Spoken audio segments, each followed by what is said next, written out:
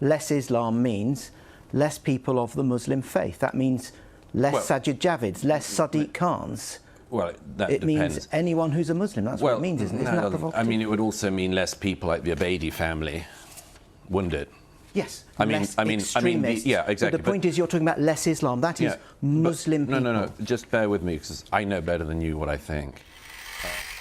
This is the problem with the mainstream media. They invite Douglas Murray on, then have a meltdown. Murray said Britain should have less of Islam. And predictably, the host disingenuously starts reeling off names of prominent British Muslims. Murray came back with, it would also mean less of people like the Manchester Arena bomber.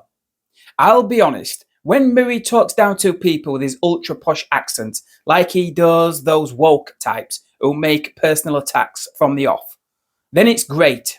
But I don't like it when he talks like that to people who are being polite, like we saw on Joe Rogan. I believe you should always be respectful to people who are respectful to you. This interview shows the state of Britain. We have open borders to the third world, and we are letting in God knows who. And so much as mention it, and the media acts like you are Hitler. That's proof they don't believe in controlling borders. The idea we don't allow everyone from the third world to pile into our country in the millions is unthinkable to them. Why shouldn't they all come here? We are obligated to import them. That is their worldview. The Manchester Arena bombers' parents were known jihadis that were invited legally into Britain, given sanctuary, housed and fed. After their son murdered dozens of kids at the Ariana Grande concert, all we did in response was have love not hate pop concerts. Zero discussion of why this family was allowed into the country in the first place. There's lots of British Muslims who do not feel happy about the levels of mass immigration we have. It's perfectly sensible to say we shouldn't be importing loads of people, mostly men, from violent Islamic countries, or any third world violent countries for that matter, regardless of what religion they are. What kind of insane country says otherwise? Refusing to discuss immigration causes divisions. And I think it's important not to cause divisions with British Muslims. I recently saw a video of some Romanian gypsies in London mugging people, and all the comments were, Islam out, deport Muslims, etc., etc. These people were Orthodox Romanian Christians. Absolutely nothing to do with Muslims. But some people now just see brown people and immediately think Muslim. That's not a good place for a country to be in. The host tried to make this about British Muslims.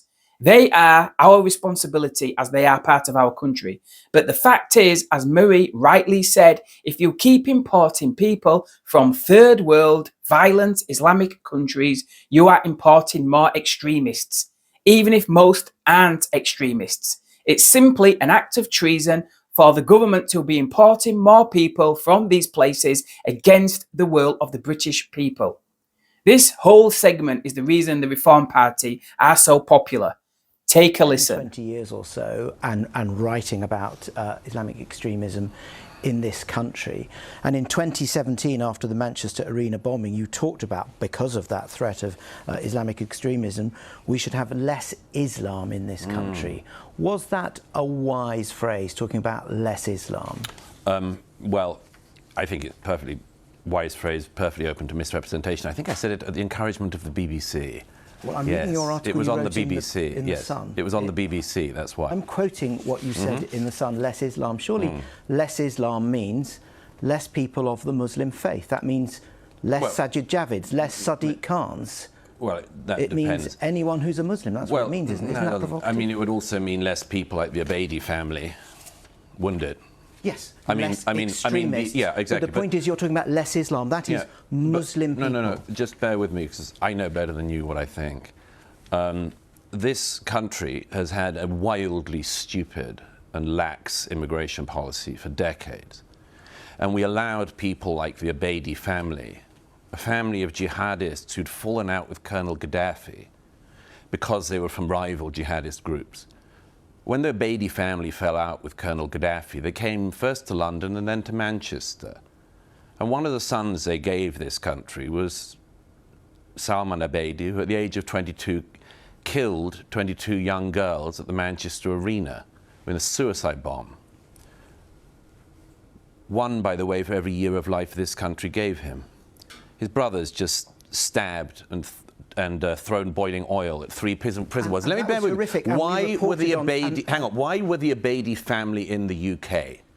Why is nobody interested in asking that? And I'll tell you what the problem here is.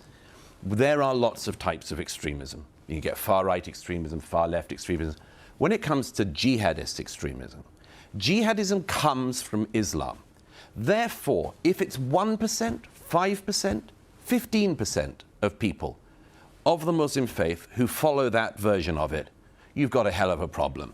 And the more people, the larger, this is simple math, the larger the number of people who are followers of a faith that has not solved the extremism problem in its midst or drawn suitable lines, the more extremism you will have. You don't get that from the Catholic Church in 2023 or 4. You don't get it from the Methodists, you won't get it from the Quakers, and you won't get it from the Anglican Church. Of course there is a problem with fundamentalism and Islamic extremism. And fundamentalist Islam comes from Islam, you're saying less of everyone, which means less Sajid David, no, it doesn't. less Sadiq Khan. No, and you're stereotyping no problem everyone. at all with Sajid.